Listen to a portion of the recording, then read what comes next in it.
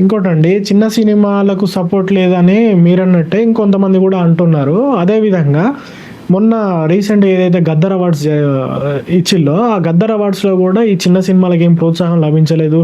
వ్యత్యాసాలు చూపెట్టిళ్ళు. కేవలం పెద్ద సినిమాలకు మాత్రమే ఇచ్చిల్లని చెప్పేసి అలిగేషన్స్ కూడా వచ్చినాయి. మరి దాన్ని మీరు సమర్థిస్తారా? విమర్శిస్తారా? నేనైతే పక్కా విమర్శిస్తాను సార్. ఎందుకంటే ఎలాగో సినిమా ఇండస్ట్రీలో చిన్న సినిమాలకు సపోర్ట్ దొరకట్లేదని నేనే చెప్తున్నాను.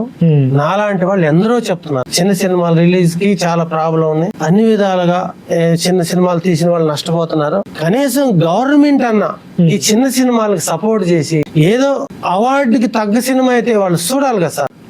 అవార్డుకి తగ్గ సినిమాని పర్వాలేదు, కష్టపడి చిన్న సినిమా ప్రొడ్యూసర్లు ఎంతో కష్టపడి చేశారు, ఆ నిర్మాతలకు మనం సపోర్ట్ గా ఉందామని వాళ్ళు కనీసం ఇది చేస్తారంటే అక్కడ కూడా లేదు. ఎందుకు సార్, గద్దర్ అవార్డుకి నా సినిమా కూడా ఇచ్చాను సార్. పార్టిసిపేట్ చేసాను నేను కూడా. గద్దర్ అవార్డుకి అప్లికేషన్ పెట్టమంటే పెట్టాను. అప్లికేషన్ మామూలుగా నేను అనుకున్నా సార్ ఫ్రీగా ఉంటదేమో, అప్లోడ్ చేసేది సరే వెంటనే మనం చేస్తామేమో, ఫ్రీగా ఉంటది అనుకుంటే దానికి వచ్చేసి 18,000 గడుచుకున్నారు. 18,000 డీడీ 18,500 డీడీ గడుచుకున్నారు. మిగతా పెన్ డ్రైవ్ అని దాని మిగతా ఖర్చులు మొత్తం కలిసి 25,000 అయినాయి సార్. ఆ విధంగా ఒక 70-80 మంది పెట్టారు నాలాగా చిన్న సినిమాలు. ఎందుకంటే అది ఒక ఆశ. కనీసం 70-80 మందిలో కనీసం ఒకరిద్దరికన్నా ఒక్కరికి కూడా రాలేదు సార్, ఒక్కరికి కూడా రాలేదు. కనీసం నా బాధ ఏంటంటే సార్, 25,000 ఖర్చు పెట్టి ఎఫ్డిసిలో ఇంత కష్టపడి వారం రోజులు 10 రోజులు తిరిగి శ్రమంతా వేస్ట్ చేసుకొని చేసినప్పుడు, మీకు ఆ డీడీలు కట్టి ఇంత చేసినప్పుడు కనీసం గద్దర్ అవార్డు ఫంక్షన్ కి ఇన్విటేషన్ అని ఇవ్వాలి కదా సార్. మాకు కనీసం ఇన్విటేషన్ కూడా లభించలేదా అండి? ఇన్విటేషన్ కూడా లేదు సార్, పార్టిసిపెంట్లకు కూడా లేదు. ఇంత దారుణం. కనీసం ఇంత 25,000 రూపాయలు మీరు ఖర్చు పెట్టారా?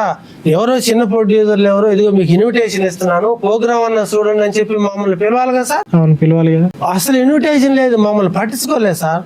దీన్ని బట్టి మరి ఏమనాలి సార్? అంటే ఈ 75 మంది దగ్గర నుంచి కేవలం ఏదైతే ఎంట్రీ ఫీజు ఉన్నదో వాటి కోసం మిమ్మల్ని ఉపయోగించుకున్నారని అనొచ్చా? 100% మా డబ్బులు తీసుకుని ఎవరికో అవార్డులు ఇచ్చారు సార్. మా డబ్బులతోటి వేరే వాళ్ళకి అవార్డులు ఇచ్చారు. తర్వాత మరి మీ 75 మంది కలిసి క్వశ్చన్ చేయలేదా అండి? క్వశ్చన్ చేశారు సార్. ఇదిగో యూట్యూబ్లలో అదైతే చేశారు. ఇన్ని చేసుకున్నా కూడా ఎవరింటారు సార్ మా లాంటి వాళ్ళ మాటలు. కాబట్టి నేననేది ఏంటంటే గవర్నమెంట్ అన్న చిన్న చిత్రాలకి సపోర్ట్ చేయాలి. ఆ చిన్న సినిమాలు వాళ్ళు చూడాలి. చూసిన తర్వాత ఎక్కడ తప్పు జరుగుతుంది, ఏదైనా పొరపాట్లు ఉంటే అమ్మ మీరు తీయద్దు, లేకపోతే మీరు ఇలా చేయొద్దు అని చెప్పాలి. ఇప్పుడు ఒక 1,000 రూపాయలు 100 రూపాయలు పెట్టి హాల్ టికెట్ తీసుకుంటే కనీసం ఎగ్జామ్ రాస్తే 2 మార్కులు 3 మార్కులు 10 మార్కులు వేస్తారు కదా సార్.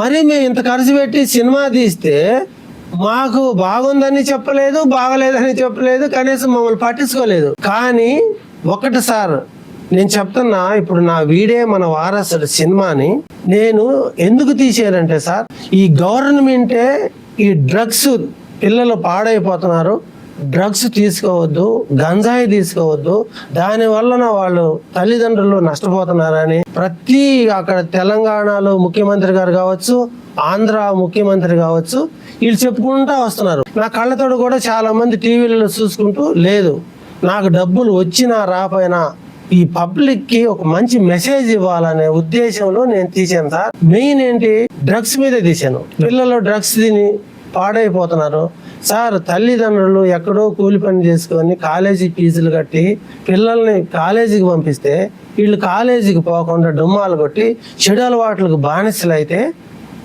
ఏ విధంగా నష్టపోతున్నారు అనేది నేను సినిమాలో చూపించాను.